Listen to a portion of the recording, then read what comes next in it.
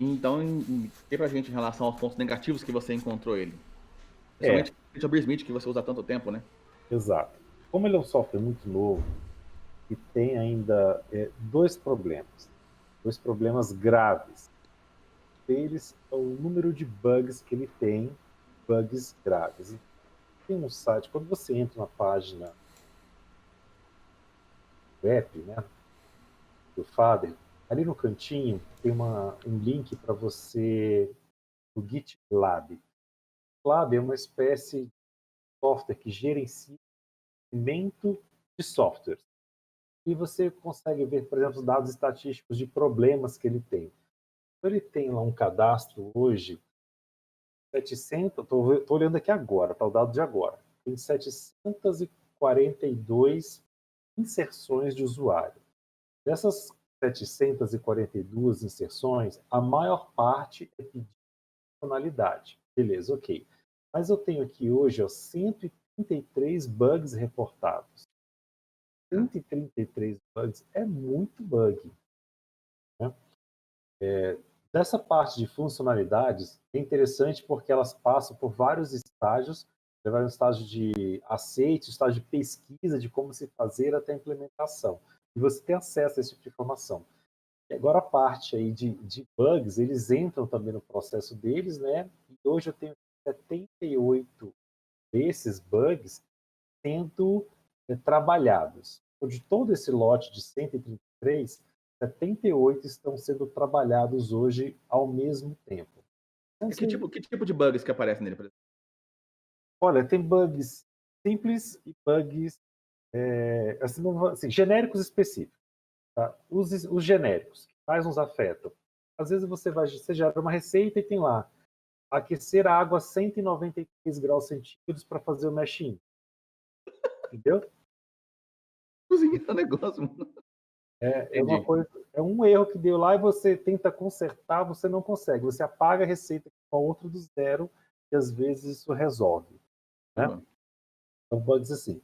Bugs específicos, olha aqui, perdendo dados na integração com o iOS, né? Então, se você ler aqui, você consegue ver todos eles, né? A temperatura, perdeu a data da leitura da temperatura no mostrador tilt. É perda de dados, é. Determinado tipo de fermentação não está funcionando na integração. Então tem coisa assim, muita coisa de integração, mas tem muita coisa de funcionalidade mesmo. Lembra que eu te falei que eram dois as questões críticas? Sim. Então, as questões críticas que afetam a todos nós seriam esses bugs que eu te falei, que são bugs, alguma coisa nas fórmulas. Tem um outro bug que eu acho muito crítico, que é a qualidade de dados no banco de dados dele. Eu já peguei muito erro no banco de dados. Por exemplo, já peguei, deixa eu ver aqui, amargor de lúpulo 47 alfa-ácido, por exemplo.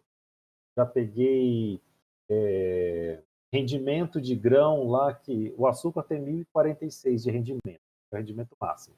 A rendimento de 1098, Não. possível, nada disso. Então tem alguns itens, né, esse problema. E ele, diferente do BioSmith, não tem como você ter esse banco local. Porque se é um erro que você vê, você vai lá, ajusta no BioSmith, né, bota o valor e tá o seu banco ali, não tem mais problema. Mas não, aqui é um banco online. Então, a única forma hoje de você corrigir, ele tem uma gestão de estoque, então você pega aquele ingrediente, traz para o seu estoque, corrige no seu estoque, e quando você for bolar uma receita, você tem que cuidar de puxar do estoque do banco de dados. Caramba, mano. Dá uma complicada, hein? Tá? Então, principalmente para quem é iniciante, tem a perspicácia de olhar ali e ver que 47% de alface é um valor totalmente errado, ver que uma coisa mais simples, né, que 1096 de rendimento é impossível, né?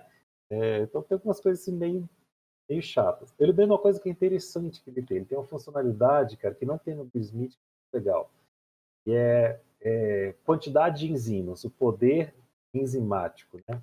Então é o fator Liniter, né, que tem nos grãos. Então o fator Liniter, ele indica quanto de enzima tem um determinado grão e diz se ele é capaz de converter ele mesmo em outros, ele só dá conta de converter ele mesmo, ou se ele não tem enzimas e precisa de enzimas.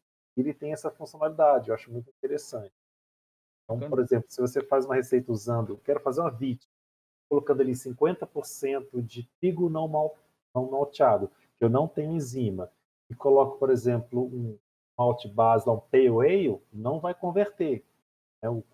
A enzima do pale ale não é suficiente 50% na receita de trigo não malteado. Teria que fazer com pilsen, por exemplo.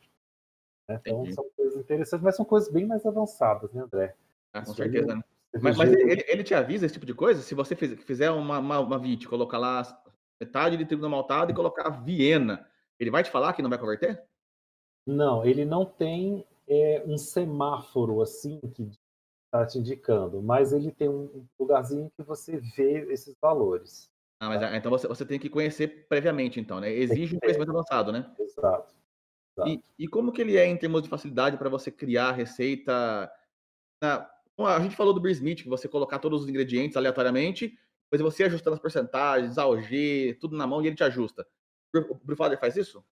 Faz, né? Ele também tem as funcionalidades, ele trabalha assim em janelas, então imagina que você tem a sua tela, ele vai separando cada pedacinho com uma coisa e você vai rolando a sua tela, né? Então você começa ali dizendo qual é o seu equipamento, depois qual o perfil, o tamanho da litragem que você quer, depois os fermentáveis, lúpulo, adjuntos, perfil de mosturação, a água cervejeira, e vai descendo tudo na mesma tela, sempre rolando.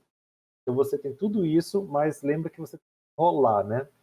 A Hum, parte de água dele é bem interessante, né? Mais completa que o Beer Smith. Ele tem alguns sais que eu costumo fazer em cerveja, mas, por exemplo, quem faz outras bebidas como vinho tem ali acesso. pô, que Ele legal. tem alguns pontos avançados bem interessantes também.